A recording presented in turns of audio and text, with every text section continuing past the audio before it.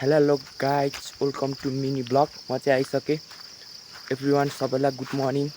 म चाहिँ थोरै ब्लग लिएर आएको छु।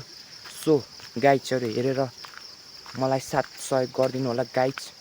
म चाहिँ आज मेरो यो एउटा पुरानो कुवा छ कि त्यो कुवालाई चाहिँ एकदम क्लिन सफा पार्नु आएको छु गाइज। मेरो भिडियो चाहिँ एकदम खतरा हुनेछ र सो गाइज म तपाईँहरूलाई देखाउनेछु। यस्तो गरेको छ कि बर्खाको समय हो कि गाइज, भलले चाहिँ एकदम होइन यसलाई चाहिँ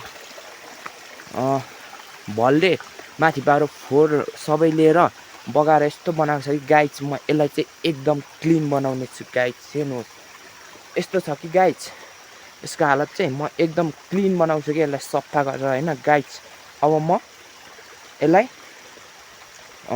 सफा गर्नेछु गाइज, हेरेर साथ गरिदिनु होला है। म चाहिँ अब सुरु गरेँ गाइज। अब यसलाई म एकदम खतरा सफा गर्छु क्या, क्लिन। हेर्नु यस्तो छ गाइज होइन, यस्तो छ होइन। सो गाइज हेरिदिनु होला होइन, यस्तो छ होइन। यो कुवा चाहिँ होइन एकदम फोहोर बनाएको छ कि यताको भलले हेर्नु गाइज, यताको भलले यस्तो बनाएको छ कि म यसलाई चाहिँ यस्तो छ होइन। हाम्रो चाहिँ यसलाई पनि सफा गरेर म तपाईँहरूलाई देखाउने छु गाइज होइन।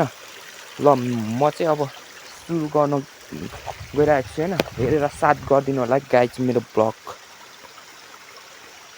लेट्स गो साथीहरू। अब म चाहिँ एकदम क्लिन गर्छु।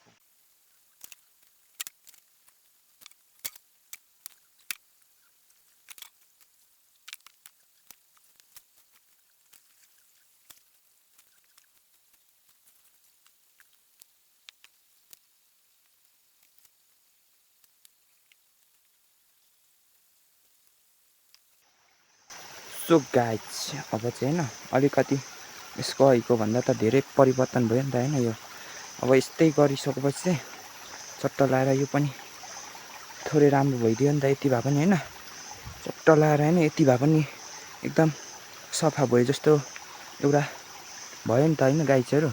ल यो चाहिँ अब म सफा गरेर पनि अब ट्याक्क लाएर म यसलाई यो भिडियो चाहिँ मेरो सम्पूर्ण सबैले हेरेर साथ गरिदिनु होला गाइज।